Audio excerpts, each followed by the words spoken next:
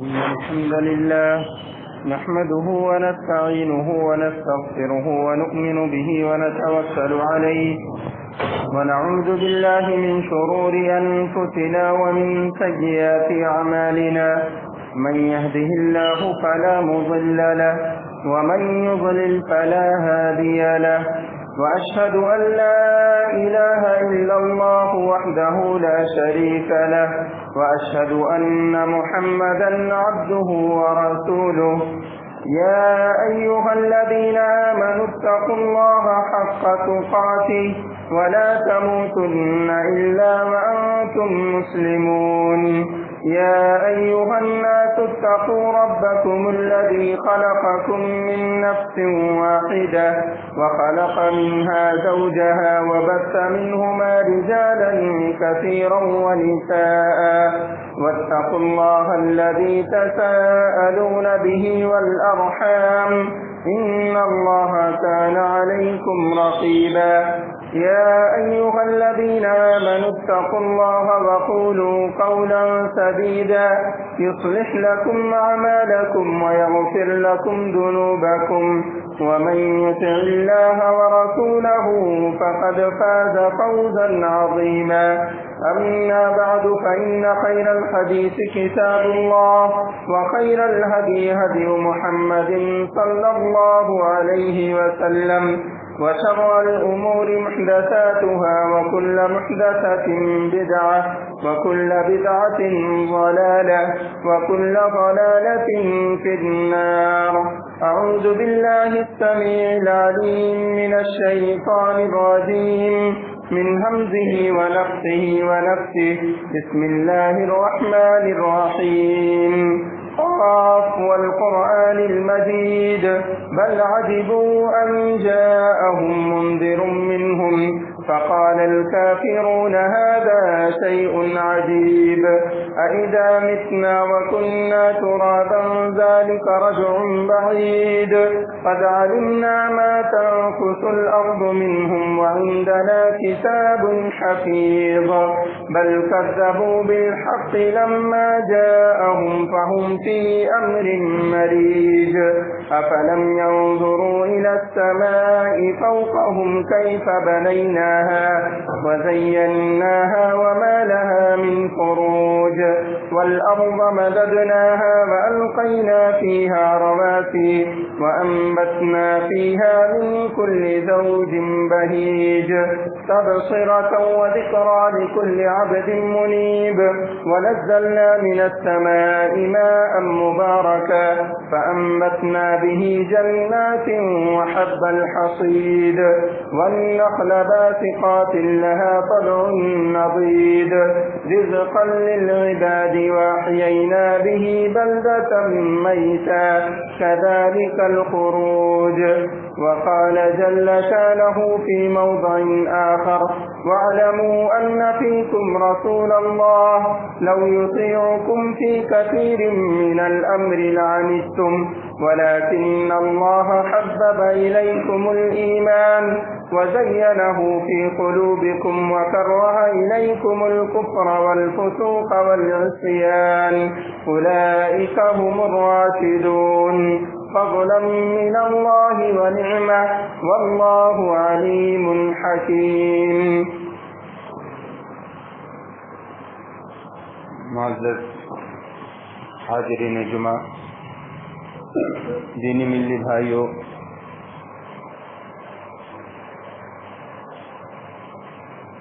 میری ماں اور بہنوں، گزشتہ جمعہ کے اندر صحابہ کرام رضوان اللہ علیہم اجمعین کی اہمیت اور فضیلت کے تعلق سے کچھ گفتگو ہوئی تھی، اور آپ سے یہ بھی وعدہ ہوا تھا کہ انشاءاللہ العزیز اگر موقع ملا تو ان فضیلتوں کو حاصل کرنے کی اور ان فضیلتوں کے حامل ہونے کی چند وجوہات آپ کے سامنے رکھیں گے۔ سب سے پہلی چیز جس نے صحابہ کرام کو اتنی عظمت اور فضیلت والا بنایا وہ ہے اللہ کے نبی صلی اللہ علیہ وسلم کی حد درجہ اطاعت اور حد درجہ محبت. اور اسی لیے اللہ تبارک و تعالی نے قرآن کریم کے اندر صحابہ کرام کے ذکر کو ایمان کے ذکر کے ساتھ محبت کے رشتے سے ذکر کیا ہے. وَلَكِنَّ اللَّهَ حَبَّبَ إِلَيْكُمُ الْإِيمَانَ، اللہ تبارک و تعالی نے تمہارے لیے ایمان کو محبوب چیز قرار دے دی. اور محبت ایسے جذبے کا نام ہے کہ انسان جس چیز یا جس شے یا جس انسان سے محبت کرنے لگے اس کے لیے اپنی جان تک قربان کرنے کے لیے تیار ہوتا ہے. محبت انسان کے دل کا ایسا جذبہ ہے جو انسان کو اپنی موت کی بھی پرواہ نہیں رکھنے دیتا ہے. دنیاوی محبتیں دیکھ لیجئے جو شریعت کی نظر سے گرچہ ناجائز ہے، لیکن استدلال یہ کرنا ہے کہ ایمان کی محبت اگر دنیا کی محبت اتنی اعلیٰ درجے کی ہوتی ہے کہ انسان اس کے لیے اپنی جان نچھاور کرنے کے لیے تیار ہوتا ہے. ایک لڑکا ایک لڑکی سے محبت کرتا ہے تو اس کے لیے اپنے زندگی کی آخری سانس کا قربان کر سکتا ہے. تو بھلا بتائیے کہ جس شخص کے دل میں ایمان کی محبت وہ بھی اللہ کی طرف سے ڈال دی جائے تو ایسا شخص ایمان کے لیے کیا کچھ نہیں کر سکتا. اور جو شخص ایمان کے لیے سب کچھ کر سکتا ہے اللہ تبارک و تعالیٰ ایسے لوگوں کے لیے جنت کا وعدہ کرتا ہے. اور اللہ اپنے وعدے کے اندر سچا ہے. اللہ کی جانب سے دل کے اندر ایمان کی محبت ڈالا جانا یہ عظمت کی دلیل تھی. اور ایمان کی محبت کسی کے دل میں ہو جانا انسان کو عظیم بنانے کے لیے کافی ہے. تو اللہ تبارک و تعالیٰ نے اسی لیے کہا وَلَكِنَّ اللَّهَ حَبَّبَ إِلَيْكُمُ الْإِيمَانَ. اور محبت کے اندر دوام یعنی ہمیشگی، ہمیشہ ویسے محبت رہے. ایمان اپنی محبوب چیز کے اندر زینت چاہتا ہے، اسے خوبصورت دیکھنا چاہتا ہے. ایک دلہن کو سجایا سنوارا جاتا ہے تاکہ جس شخص کے پاس یہ دلہن رخصت ہو کر جانے والی ہے اس شخص کے دل میں اس دلہن کی محبت ہمیشہ ہمیشہ کے لیے بیٹھ جائے. اسے مزین کیا جاتا ہے، اسے طرح طرح سے سنوارا جاتا ہے کہ یہ محبت جو اللہ رب العالمین کی طرف سے ابھی ان نئے رشتوں کے اندر پڑنے والی ہے اس کے اندر دوام ہو. تو انسان کی فطرت اپنی محبوب چیز کو مزین اور خوبصورت دیکھنا چاہتی ہے. اور ایمان کو اسی طرح سے اللہ تبارک و تعالیٰ نے صحابہ کرام کے دل کے اندر جاگو بھی کیا. وَلَكِنَّ اللَّهَ حَبَّبَ إِلَيْكُمُ الْإِيمَانَ وَزَيَّنَهُ فِي قُلُوبِكُمْ. اور تمہارے دل کے اندر اس کو مزین کر دیا، اسے سجا سنوار کر ڈال دیا. اور اس کے جو اپوزٹ چیزیں ہیں، اس کے خلاف جو چیزیں ہیں، ان چیزوں کی تمہارے دل کے اندر نفرت ڈال دی. وہ چیز تمہارے لیے محبوب نہیں بلکہ تمہاری ناپسند ہے. وَكَرَّهَ إِلَيْكُمُ الْكُفْرَ وَالْفُسُوقَ وَالْعِصْيَانَ. اور ایک بات یاد رکھیے کہ ایک دل کے اندر اللہ کی اطاعت بھی ہو اور اللہ کی نافرمانی بھی ہو، ایسا نہیں ہو سکتا. ایک بندہ اگر اللہ کی اطاعت کر رہا ہے تو اس کے دل کے اندر اللہ کی نافرمانی کا جذبہ نہیں ہوتا ہے، اور اگر نافرمانی کر رہا ہے تو اس نافرمانی کرتے وقت وہ اللہ کی اطاعت کے جذبے سے خالی ہوتا ہے. اللہ کی اطاعت کا جذبہ اس کے دل سے نکل جاتا ہے. تو اللہ تبارک و تعالیٰ نے صحابہ کرام کے دلوں کے اندر عصیان، کفر اور فسوق جیسی چیزوں کی نفرت ڈال دی. اور اسی لیے اتنے اعلیٰ درجے کے اور اتنے پایہ درجے کے ایمان والے تھے کہ اللہ کے نبی صلی اللہ علیہ وسلم کی ہر بات پر اپنا سر تسلیم خم کیے رہتے تھے. اولئک هم الراشدون. اور ایک تانا ہے صحابہ کرام پر کہ سارے کے سارے صحابہ کرام سوائے چند کے اللہ کے نبی صلی اللہ علیہ وسلم کے دنیا سے رخصت ہونے کے بعد مرتد ہو گئے تھے، نعوذ باللہ. کہتے ہیں کہ سب کے سب نے ایمان چھوڑ دیا تھا. اللہ تبارک و تعالیٰ نے یہاں پر ان کے اس قول کی تردید کی ہے اولئک هم الراشدون، یہ لوگ رشد و ہدایت والے. اس کا مطلب کیا ہوا؟ ایک ہوتا ہے ہدایت اور اس کا اپوزٹ، اس کا خلاف ہوتا ہے ضلالت، اور ایک ہوتا ہے رشد. رشد اور ہدایت دونوں ایک ہی معنی میں اگر ایک ساتھ ہو تو استعمال ہوتے ہیں، لیکن الگ الگ استعمال ہو تو دونوں کے معنی کے اندر تھوڑی سی چینجنگ ہوتی ہے. رشد مطلب ہدایت، سیدھا راستہ پانا، اور رشد کا اپوزٹ ہوتا ہے غوایت. ما ضل صاحبکم وما غوى، آپ کا ساتھی جو ہے یہ نہ تو ضلالت کا شکار ہوا ہے نہ ہی غوایت کا شکار ہوا ہے. تو رشد کا اپوزٹ ہوتا ہے غوایت، اور رشد اس ہدایت کو کہتے ہیں جو ہدایت حاصل ہونے کے بعد انسان اس پر گامزن رہے. اور ہدایت حاصل ہونے کے بعد اگر کوئی ایمان سے بھٹکتا ہے تو اس کو غاوی کہیں گے، غوایت کا شکار ہوا ہے نہ کہ ضلالت کا. ضلالت کا شکار ایمان لانے سے پہلے تھا، ایمان لانے کے بعد اگر دوبارہ سے وہ الٹے راستے پر جاتا ہے، کفر کا راستہ اختیار کرتا ہے، تو اس کو ضال نہیں کہیں گے، اس کو غاوی کہیں گے. تو اللہ تبارک و تعالیٰ نے کہا یہ لوگ رشد و ہدایت پر چلنے والے ہیں، یعنی ایمان لانے کے بعد یہ غوایت کے شکار نہیں ہو سکتے، یہ کل قیامت کی صبح تک سیدھے راستے پر چلنے والے ہیں. یہ لوگ غلط راستے پر نہیں جا سکتے. اور اللہ تبارک و تعالیٰ نے اطاعت کی مثال بیان کی ہے صحابہ کرام کی. اللہ تبارک و تعالیٰ نے قرآن کریم کے اندر یہ رشد و ہدایت کا جو لفظ استعمال کیا، گویا کہ صحابہ کرام کی پوری زندگی جو ان کی عملی اطاعت کی زندگی ہے، تمام کے تمام مسلمانوں کے لیے نمونہ. تمام صحابہ کرام کی زندگی اور چند ایک کی زندگی کے چند نمایاں واقعات میں آپ کے سامنے رکھنا چاہتا ہوں. حضرت علی رضی اللہ عنہ کا واقعہ غالباً میں نے بیان بھی کیا ہو. وعن علی رضی اللہ عنہ قال لو كان هذا الدين بالرأي لكان اسفل الخف اولى بالمسح من اعلاه وقد رأيت رسول الله صلى الله عليه وسلم يمسح على ظاهر خفيه رواه ابو داؤد في كتاب الطهارة. اس واقعے کے اندر امام ابو داؤد نے اسے کتاب الطہارہ کے اندر نقل کیا، روایت صحیح ہے. اس واقعے کے اندر دیکھیے حضرت علی رضی اللہ عنہ پہلے اپنی ایک رائے رکھ رہے ہیں کہ میری عقل یہ کہتی ہے، مجھے ایسا لگتا ہے ایسا ہونا چاہیے.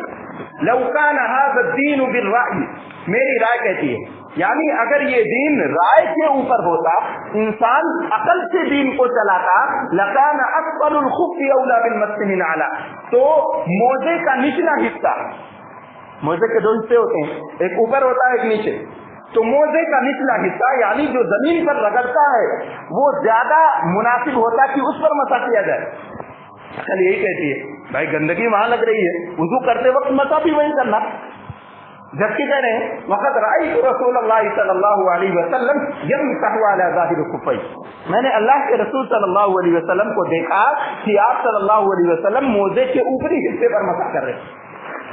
لیکن ہم اپنی عقل کو نہیں اوپر کریں گے، بلکہ اللہ کے نبی صلی اللہ علیہ وسلم کی اطاعت کا جذبہ یہ کہتا ہے کہ آپ نے ایسا کیا ہے تو ہم بھی ویسا کریں گے. گھر سے ہماری عقل کہہ رہی ہے کہ کچرا نیچے لگتا، موزے کے نچلے حصے پر ہی مسا ہونا نہیں. صحیح حدیث ہے، کہہ رہے ہیں حضرت علی رضی اللہ عنہ کہ اگر عقل کی بات ہوتی تو ایسا ہوتا، لیکن اللہ کے نبی صلی اللہ علیہ وسلم نے ایسا کیا تو ہم بھی ایسا کرتے ہیں. اور اطاعت کے اندر فی الفور جلد بازی کی، جلد سے اللہ کے نبی صلی اللہ علیہ وسلم کی اتباع کر لی جائے، اگلا لمحہ زندگی ہمارا ساتھ دے یا نہ دے ایسا ہو سکتا ہے. حضرت عبداللہ ابن مسعود رضی اللہ عنہ، امام ترمذی نے یہ روایت اپنی کتاب الصلاۃ کے اندر نقل کیا ہے. وعن جابر رضی اللہ عنہ قال لما استوى رسول الله صلى الله عليه وسلم يوم الجمعة على المنبر فقال اجلسوا فجلس ابن مسعود رضی اللہ عنہ علی باب المسجد فرآه رسول اللہ صلی اللہ علیہ وسلم فقال تعال یا ابن مسعود. اللہ کے نبی صلی اللہ علیہ وسلم جمعہ کے دن منبر پر کھڑے ہو کر خطبہ دے رہے ہیں. حضرت عبداللہ ابن مسعود رضی اللہ عنہ مسجد کے دروازے پر پہنچے. ابھی ایک پیر باہر ہے اور ایک پیر اندر رکھے کہ آواز کان سے ٹکرائی. اجلسو. اللہ کے نبی صلی اللہ علیہ وسلم کا خطاب عبداللہ ابن مسعود سے نہیں تھا. کہا بیٹھ جاؤ. حضرت عبداللہ ابن مسعود رضی اللہ عنہ دروازے پر بیٹھ گئے. فجلس علی باب المسجد. دروازے پر ہی بیٹھ گئے. اللہ کے نبی صلی اللہ علیہ وسلم کی نظر پڑی. تعال یا ابن مسعود, وہاں تو بیٹھے ہو, اندر آ جاؤ. حضرت عبداللہ ابن مسعود رضی اللہ عنہ نے بڑا پیارا جملہ, اللہ کے نبی صلی اللہ علیہ وسلم آپ کی آواز میرے کان میں آئی کہ اے لوگوں بیٹھ جاؤ, تو میں نے یہ گوارا نہیں کیا کہ جو قدم ابھی مسجد کے باہر ہے اسے مسجد کے اندر کر لوں, اس کے بعد آپ کی اطاعت کروں. میں وہیں پر بیٹھ گیا. یہ جذبہ اطاعت تھا. اطاعت کس طرح سے کی جاتی ہے کہ اللہ کے نبی صلی اللہ علیہ وسلم کی بات آئی فوراً اپنا سر جھکا دینا ہے, اور بات آ گئی ہے تو غسیل الملائکہ کا بھی ذکر کر لیتے ہیں. آپ جانتے ہیں حضرت حنظلہ بن ابی عامر رضی اللہ تعالی غزوہ احد کے اندر شہید ہوئے. شادی کی پہلی رات جسے شب زفاف کہا جاتا ہے. ابھی رات کا آخری پہر چل رہا تھا کہ مدینے کی گلیوں کے اندر صدا بلند ہو رہی ہے, حی علی الجہاد. اللہ کے نبی صلی اللہ علیہ وسلم کا منادی اللہ کے نبی صلی اللہ علیہ وسلم کی طرف سے اعلان کرنے والا, اناؤنسمنٹ کرنے والا کہہ رہا ہے حی علی الجہاد, چلو جہاد کی طرف نکلو, ہمیں جہاد کے لیے جانا ہے.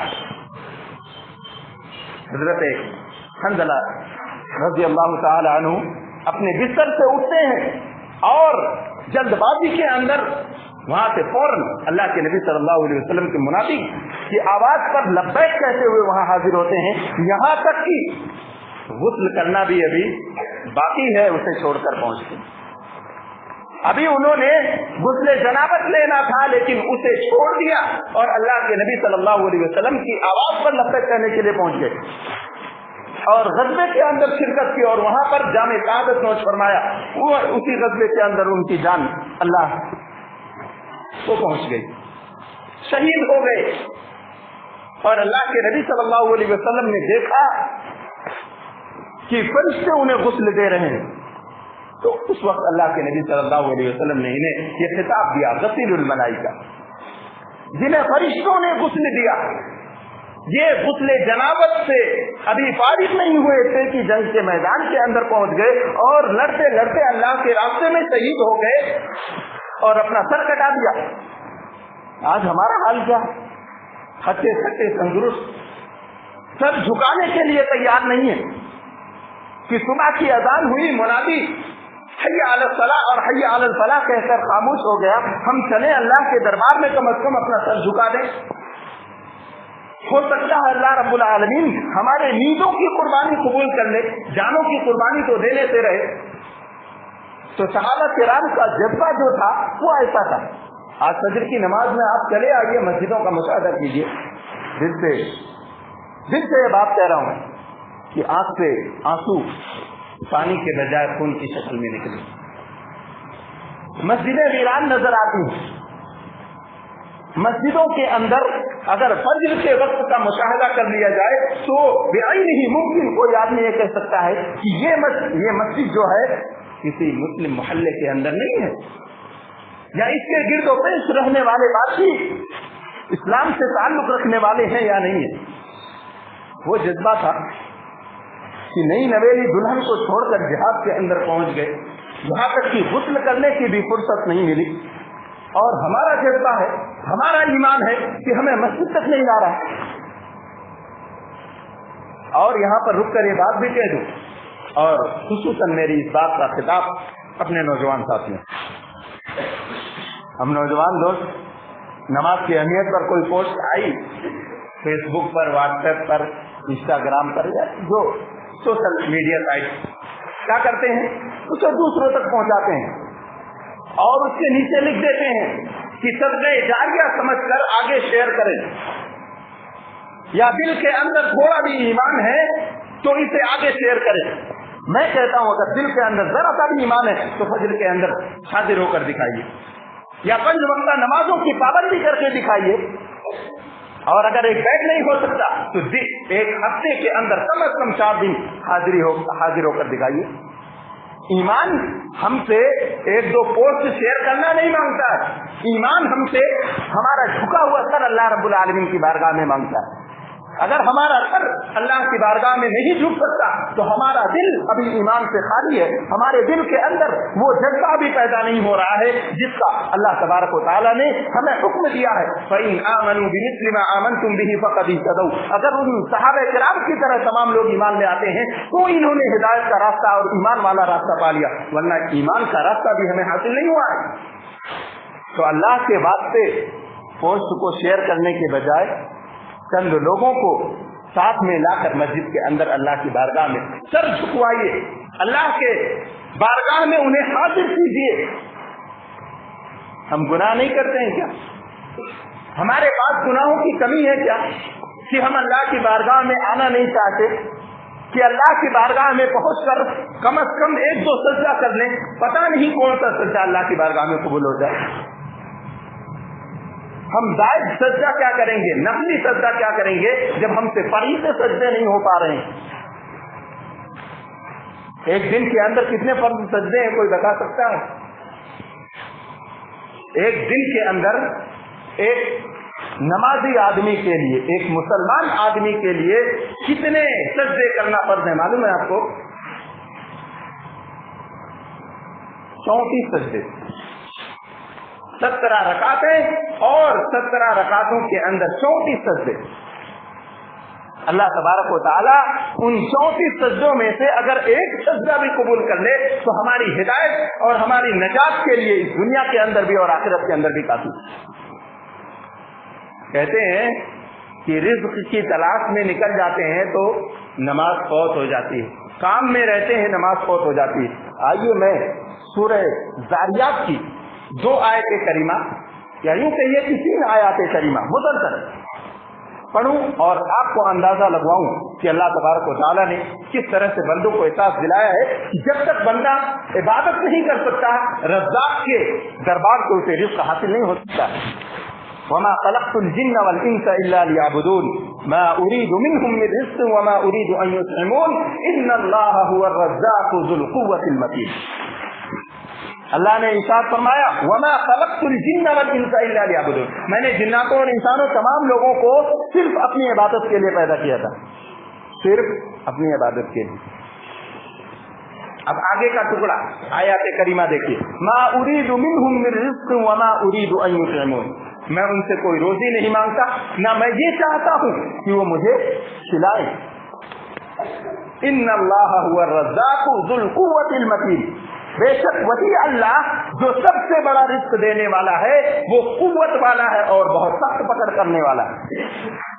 बताइए, अल्लाह तबारक व तआला ने इबादत के बाद सीधा रिज़्क़ का जिक्र किया और रिज़्क़ के बाद सीधा रिज़्क़ देने वाले का जिक्र किया। गोया कि अगर कोई बंदा रिज़्क़ देने वाले का हक अदा नहीं कर सकता है तो अल्लाह के दरबार से यानी रिज़्क़ देने वाले के दरबार से रिज़्क़ की उम्मीद छोड़ दे।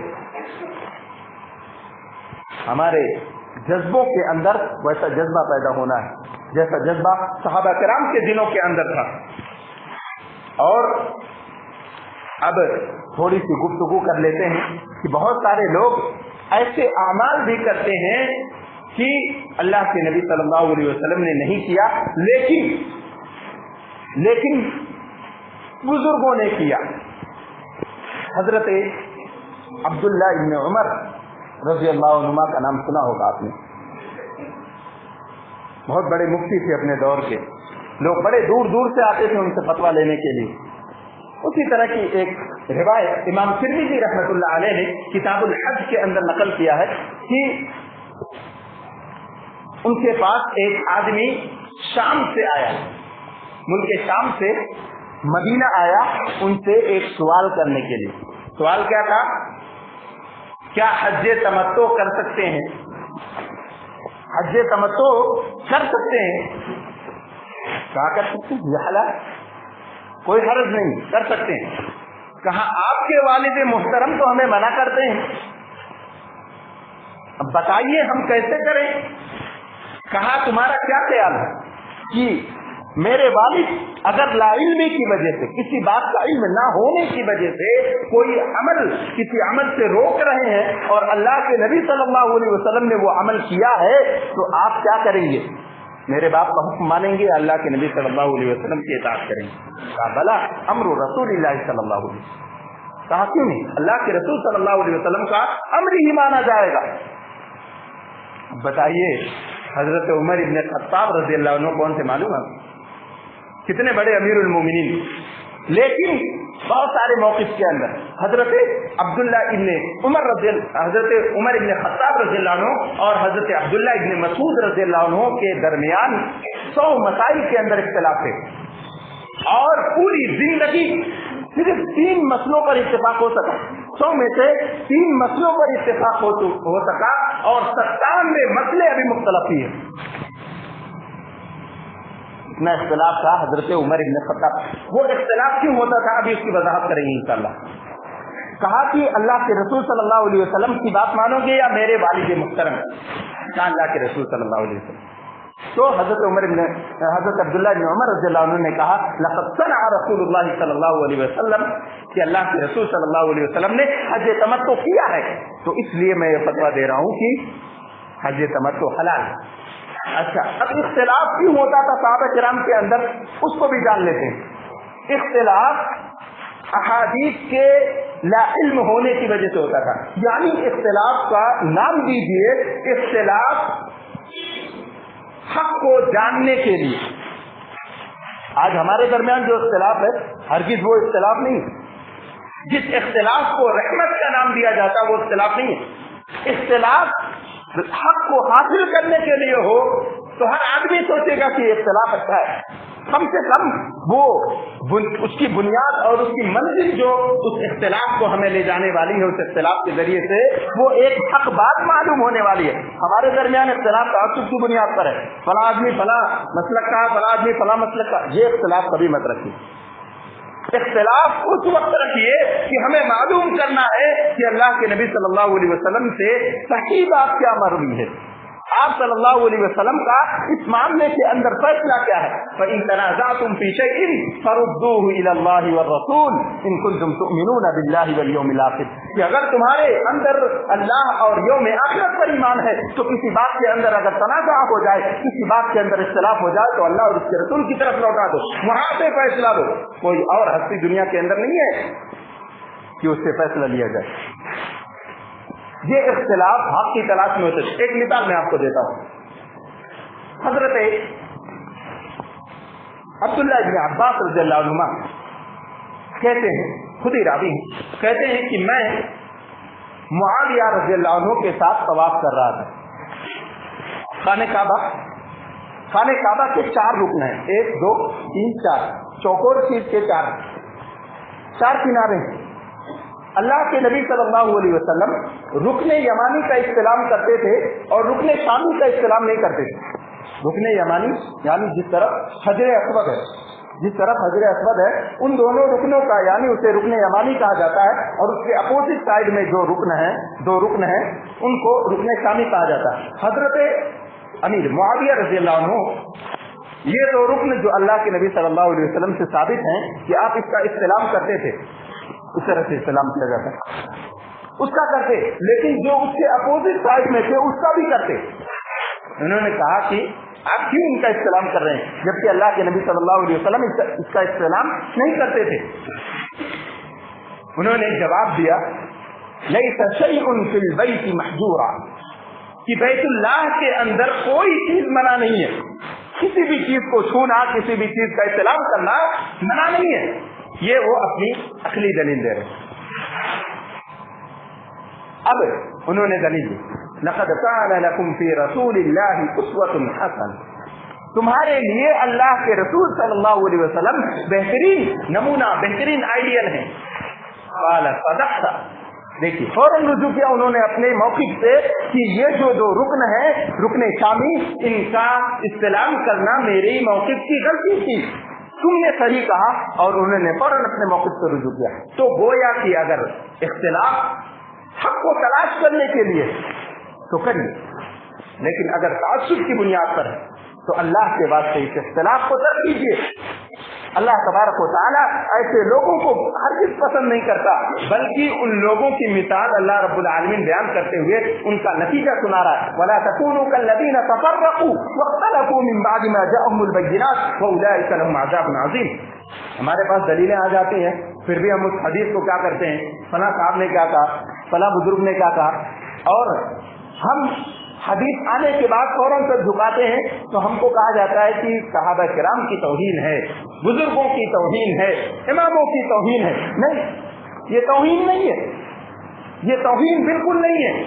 हमारे दिलों के अंदर उनकी अजमत है, लेकिन हम ये नहीं कह सकते कि उनसे गलती नहीं हो सकती। हम जिसकी इज्जत करते हैं, हो सकता है उससे मौक़िफ़ में गलती हो जाए, उससे समझने में गलती हो जाए, लेकिन अल्लाह के नबी सल्लल्लाहु अलैहि वसल्लम से नहीं हो सकती।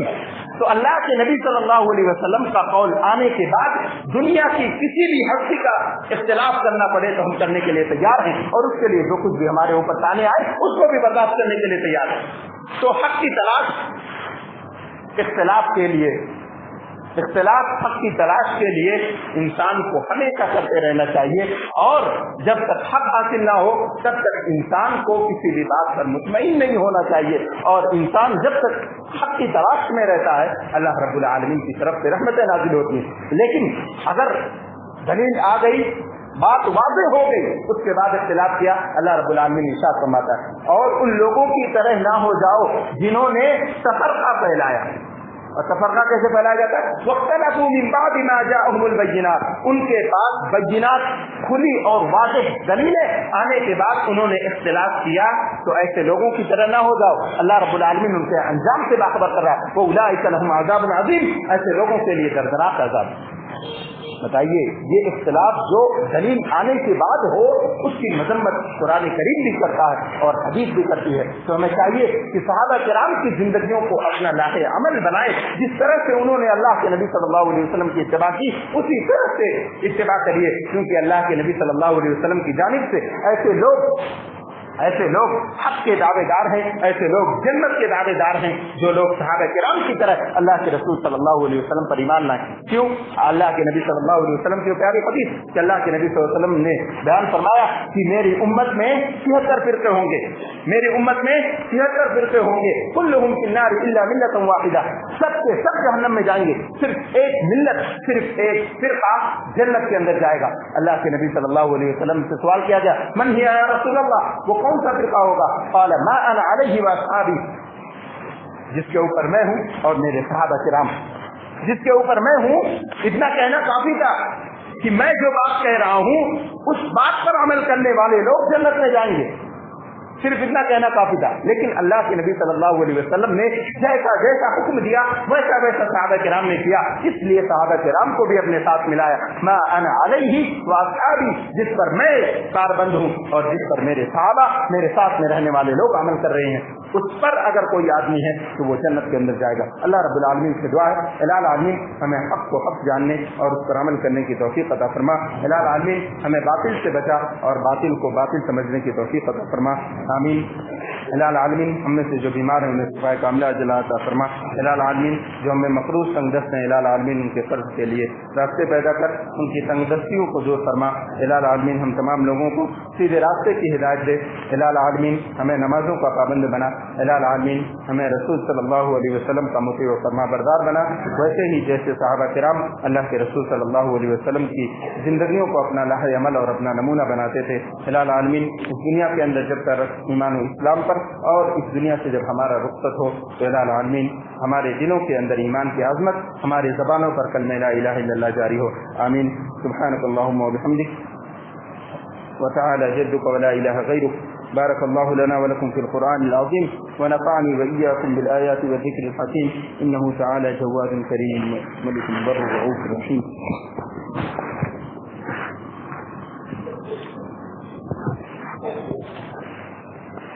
الحمد لله نحمده ونستعينه ونستغفره ونؤمن به ونتوكل عليه ونعوذ بالله من شرور أنفسنا ومن سيئات أعمالنا من يهده الله فلا مضل له ومن يضلل فلا هادي له وأشهد أن لا إله إلا الله وحده لا شريك له وأشهد أن محمدا عبده ورسوله أما بعد فإن خير الحديث كتاب الله وخير الهدي هدي محمد صلى الله عليه وسلم وشر الأمور محدثاتها وكل محدثة بدعة وكل بدعة ضلالة الضلالة في النار أعوذ بالله من الشيطان الرجيم بسم الله الرحمن الرحيم إن الله وملائكته يصلون على النبي يا أيها الذين آمنوا صلوا عليه وسلموا تسليما اللهم صل على محمد وعلى آل محمد كما صليت على إبراهيم وعلى آل إبراهيم إنك حميد مجيد اللهم بارك على محمد وعلى آل محمد